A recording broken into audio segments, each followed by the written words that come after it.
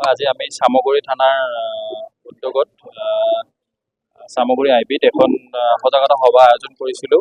যিহেতু আজি 1 জুলাইৰ পৰা পুৰণা 3খন আইন IPC, CRPC আৰু ইণ্ডিয়ান এভিডেন্স এক্টৰ ঠাইত 3খন নতুন আইন বলবৎ কৰিছে।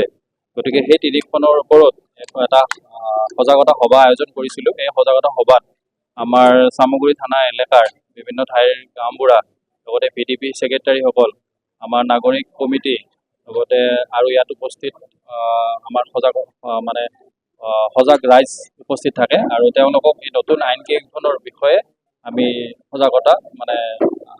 সজাগ কৰোঁ। 3খন আইন যেনে IPCৰ জেগাত আপোনাৰ ভাৰতীয় ন্যায় সংহিতা আহিলে, তাৰপিছত CRPCৰ জেগাত ভাৰতীয় নাগৰিক সুৰক্ষা সংহিতা আৰু ইণ্ডিয়ান এভিডেন্স এক্টৰ জেগাত ভাৰতীয় সাক্ষ্য অভিযান 2023 আহিলে। গতিকে এই বিষয়ে আমি থুলমূলকৈ সকলোকে এটা আভাস আগবঢ়ালোঁ। হয়, সেইটো নতুন হেৰি মতেদি পাৰি, আৰু আগৰ পৰা চলি আছিলে, কিন্তু এই আইন মতেদি আপুনি অনলাইন FIR দিলেও আমি কেছ ৰেজিষ্টাৰ কৰিব লাগিব। ভিডিঅ' কনফাৰেন্সৰ থ্ৰুদিও সাক্ষী দিব পাৰিব। হয়, এতিয়া আইনখনে আপোনাৰ নাগৰিকৰ ন্যায় পোৱাৰ ক্ষেত্ৰত যথেষ্ট অৰিহণা আগবঢ়াব। হয়, এতিয়া ন্যায় দিয়াৰ বিধি কৰিলে। আগতে আমাৰ ভাৰতীয় দণ্ডবিধি আছিলে, এতিয়া ন্যায় সংহিতা বনালে।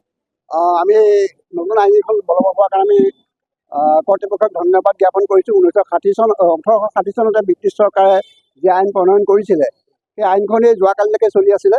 আজি 2024 চনৰ জুলাই 1 তাৰিখৰ পৰা আমাৰ বিভিন্নসকল বিজ্ঞ লোকসকলৰ সন্মিলিতভাৱে আমাৰ ভাৰতীয় এখন নতুন আইন প্ৰণয়ন কৰিছে, যিখন আগতে ভাৰতীয় দণ্ডবিধি আইন আছিলে। আগতে দণ্ডৰ ওপৰত বেছি গুৰুত্ব দিয়া হৈছিলে, এতিয়া ন্যায়ৰ ওপৰত গুৰুত্ব দিয়া হৈছে।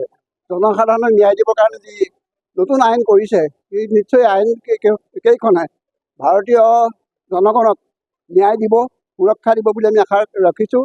আৰু এই আইনকেইখনৰ যি উপবিধিসমূহ আছে, সেই উপবিধিসমূহেও নিশ্চয় আমাৰ বিশেষকৈ মহিলা আৰু শিশুসকলক আৰু বৃদ্ধসকলক ন্যায় দিব বুলি আমি আশা ৰাখিছোঁ।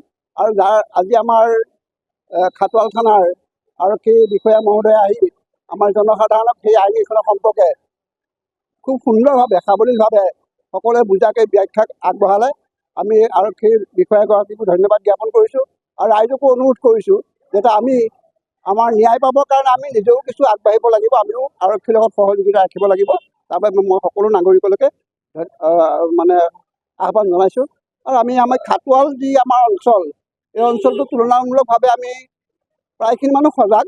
ইয়াত তেনেকুৱা ধৰণৰ বিশেষ ভাবিবলগীয়া বিধি উলংঘা নহয়, প্ৰায়বিলাকেই বিধি মানি চলে।